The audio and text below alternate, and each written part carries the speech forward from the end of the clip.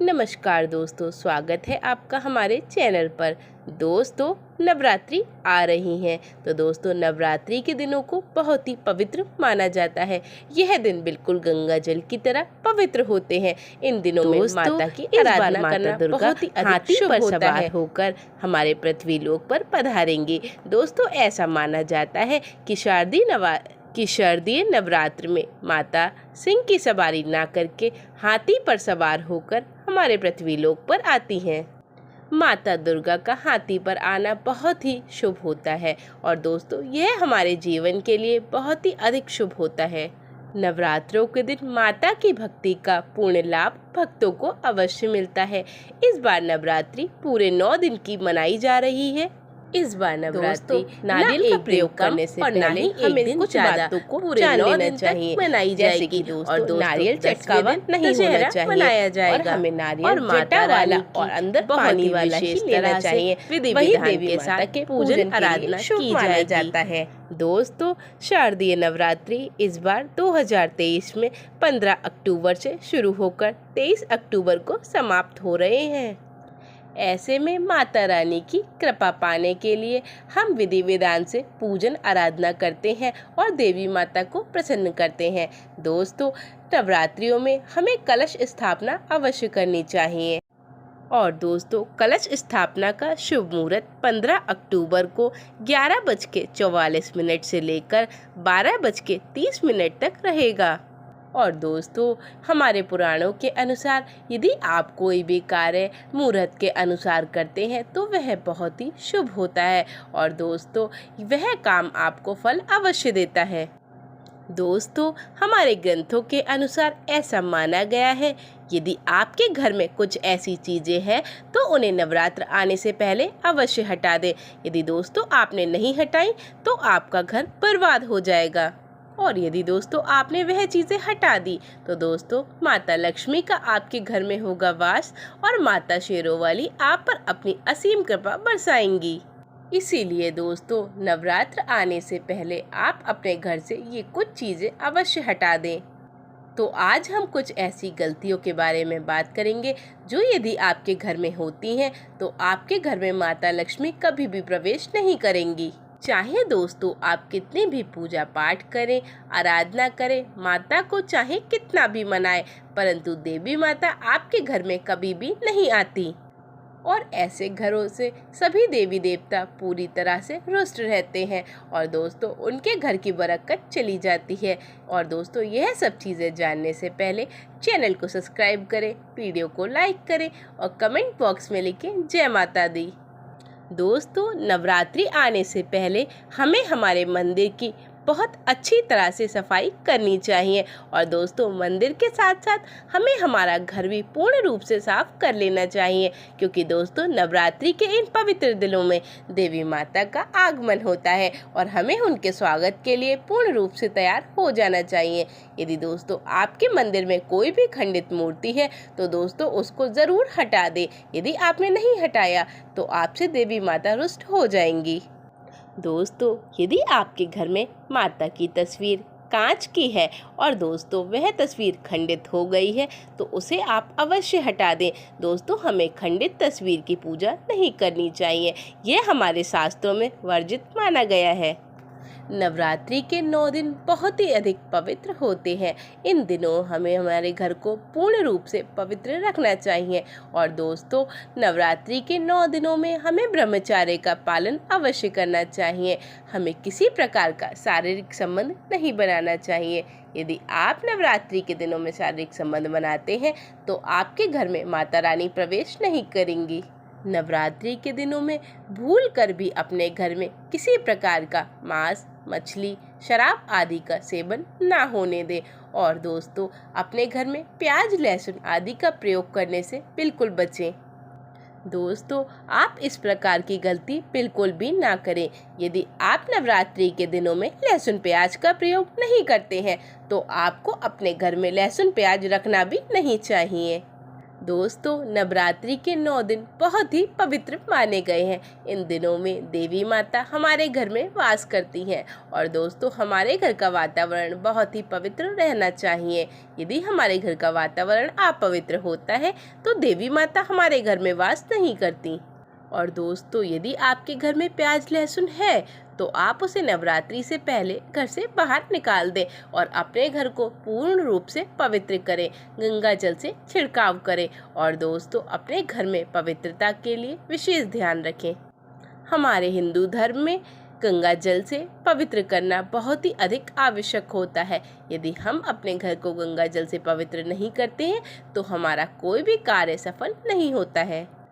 दोस्तों, हमारे हिंदू धर्म में गंगा जल के जितना ही पवित्र गौमूत्र को माना गया है। यदि आपके घर में गौमूत्र है तो दोस्तों, आप गौमूत्र का भी छिड़काव कर सकते हैं। आपको उसे बस थोड़ा सा पानी में मिला लेना है। इससे दोस्तों, आपके घर का वातावरण बहुत अधिक पवित्र हो जाएगा। इससे घर की सभी प्रकार की नकारात्मक ऊर्जा खत्म हो जाएंगी और आपके घर में सकारात्मक ऊर्जा का वास होगा। दोस्तों, नवरात्रि के दिनों में हमें हमारे घर के वातावरण को पूर्ण रूप से पवित्र रखना है। दोस्तों, घर में दोनों टाइम की धूप दीप अवश्य करें। और दोस्तों, हमारे घर में कोई अतिथि आता है तो हम उसके आगमन के लिए स्वागत की तैयारी करते हैं। इसी प्रकार दोस्तों, माता रानी के आगमन के लिए हमें हमारा घर अवश्य सजाना चाहिए। घर के मेन दरवाजे पर हमें बंदरवार अवश्य लगानी चाहिए और दोस्तों, बंदरवार आम के पत्तों से ही बनाएं।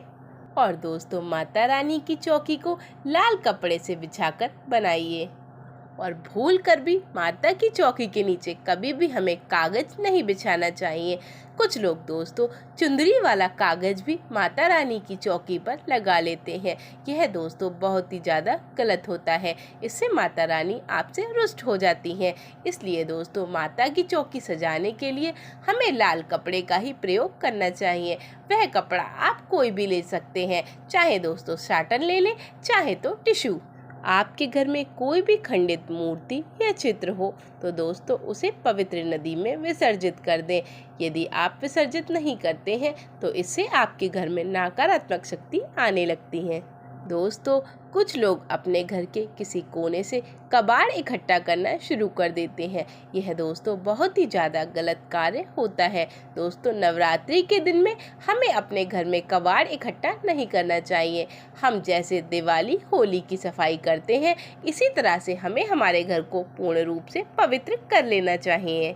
दोस्तों, यदि आपके घर में बंद घड़ी टंगी है तो दोस्तों, बंद घड़ी हमारे घर के लिए बहुत ही ज़्यादा अशुभ होती है, क्योंकि दोस्तों कभी भी समय रुकता नहीं। और यदि आपके घर में समय रुका हुआ है तो दोस्तों, उससे आपके घर में नकारात्मक शक्तियाँ आने लगती हैं। तो दोस्तों, अपनी घड़ी को तुरंत ही सही कराएं और वरना तो उसे हटा दें, वह ज़्यादा शुभ होगा।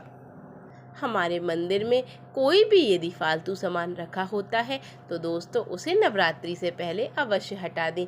हमें अपने मंदिर में किसी प्रकार का फालतू सामान नहीं रखना है, जैसे कि माचिस के डिब्बे, फूल। हमारे कुछ फूल दोस्तों रोज़ चढ़ा कर सूख जाते हैं, तो हमें फूल रोजाना बदलने चाहिए। दोस्तों, मंदिर में किसी प्रकार की पुरानी मालाएं ना रखें, वह सब हटा दें। और दोस्तों, नवरात्रि के दिन भगवान को नए वस्त्र धारण कराएं। नवरात्रि से पहले हमें हमारे मंदिर की साफ सफाई अवश्य करनी है। और दोस्तों, हमें जिस स्थान पर माता रानी की चौकी विराजमान करनी है, उस स्थान पे आप विशेष रूप से सफाई करें और उसके बाद ही वहाँ पर चौकी लगाएं।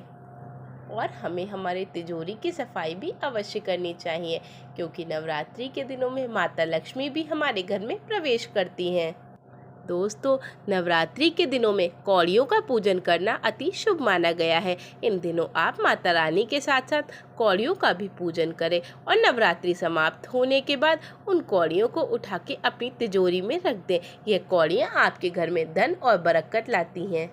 हमारे घर में किसी प्रकार के टूटे हुए जूते चप्पल नहीं होने चाहिए, क्योंकि यह चीज़ें हमारे घर में नकारात्मक ऊर्जा को लेकर आती हैं और दोस्तों, इससे हमारे घर की सकारात्मक ऊर्जा चली जाती है।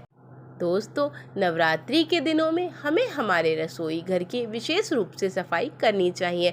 और दोस्तों, टूटे फूटे चटके बर्तन आदि का प्रयोग भूल कर भी ना करें। यदि आप टूटे फूटे बर्तनों का प्रयोग करते हैं तो इससे आपके घर में नेस्ती आती है और दोस्तों हमारे घर में नकारात्मक ऊर्जा आ जाती है और हमारे घर की बरकत बंद हो जाती है। दोस्तों भूल कर भी कभी किसी को टूटे हुए या चटके बर्तन में खाना ना दे, यह बहुत ही ज़्यादा अशुभ होता है। दोस्तों तो चलिए जानते हैं हमें नवरात्रों के दिनों में क्या चीज़ खानी चाहिए और क्या चीज़ नहीं खानी चाहिए, और दोस्तों कौन सा फल खाने से हमारा व्रत संपूर्ण हो जाता है और कौन सा फल खाने से हमारा व्रत टूट जाता है।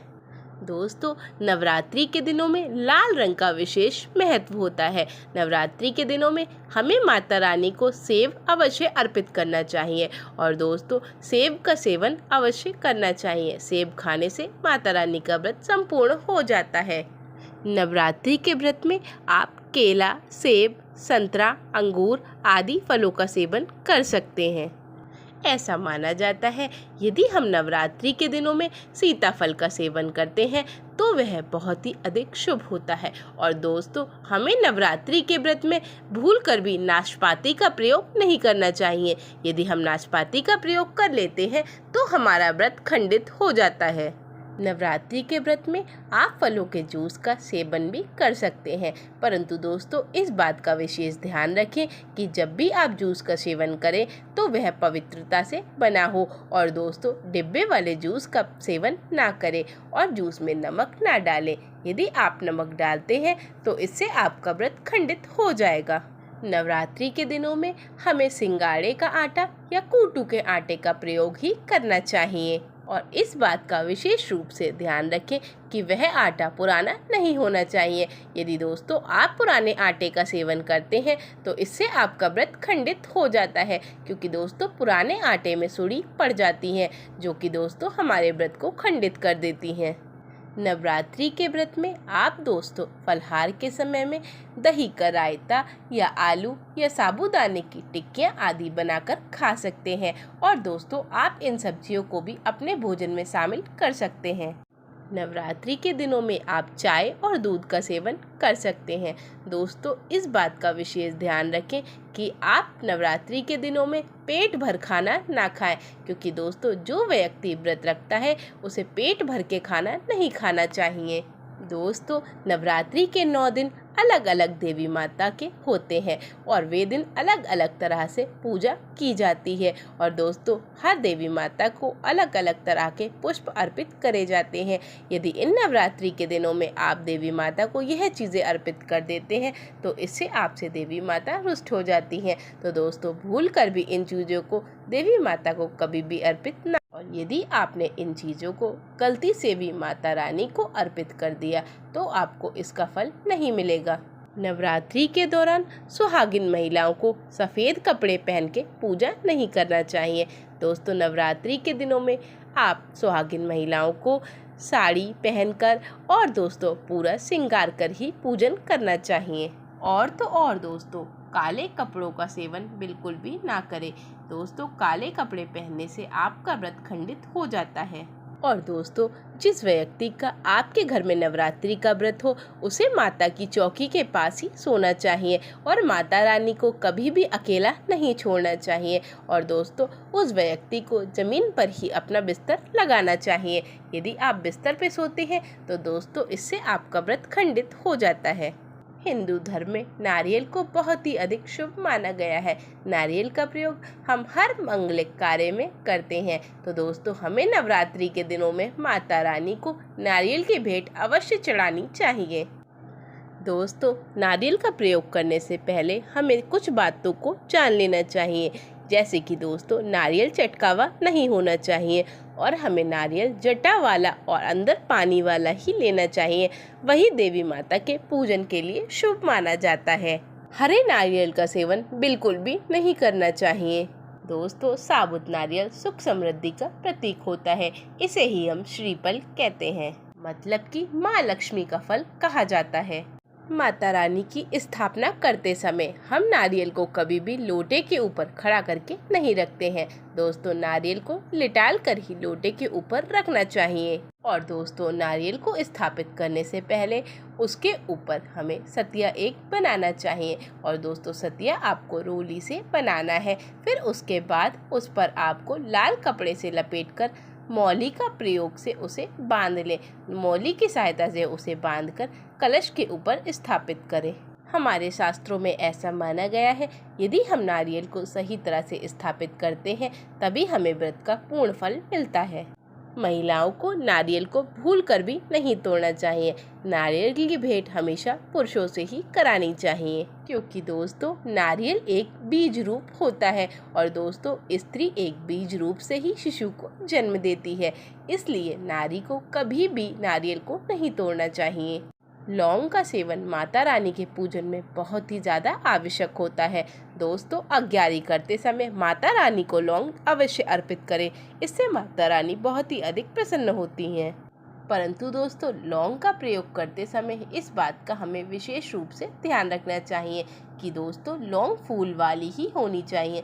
बिना फूल की लौंग अर्पित करने से माता रानी रुष्ट हो जाती हैं। दोस्तों, भूल कर भी माता रानी के पूजन में हमें तुलसी दल का प्रयोग नहीं करना चाहिए। यदि आप तुलसी दल का प्रयोग करते हैं तो इससे माता रानी रुष्ट हो जाती हैं। नवरात्रि के दिनों में भगवान गणेश के पूजन में दुर्वा अवश्य अर्पित करें। इससे माता रानी बहुत अधिक प्रसन्न होती हैं। और माता रानी को लाल फूल से बना हार अवश्य अर्पित करें। दोस्तों, माता रानी को लाल कलर बहुत ही अधिक और माता रानी को लाल फूल से बना हार अवश्य अर्पित करें। दोस्तों, माता रानी को लाल कलर बहुत ही अधिक प्रिय होता है। इसलिए दोस्तों रोजाना 9 दिन तक माता रानी को लाल फूल अवश्य अर्पित करें। और दोस्तों, माता रानी के पूजन में कोई भी खंडित चीज ना प्रयोग करें। दोस्तों, माता रानी को घी का दीपक ही जलाएं। घी का दीपक जलाने से माता रानी बहुत अधिक प्रसन्न होती हैं। तो हमें माता रानी को हलवे चने का भोग अवश्य लगाना चाहिए। नवरात्रि के आखिरी दिन हमें माता रानी का जगराता करना चाहिए। और दोस्तों, माता रानी को हलवे चने का भोग लगाकर कन्या पूजन करना चाहिए। यदि आप इस तरह से सभी कार्य को करते हैं तो आपको आपके व्रत का फल अवश्य मिलता है। दोस्तों, आज के लिए बस इतना ही। धन्यवाद।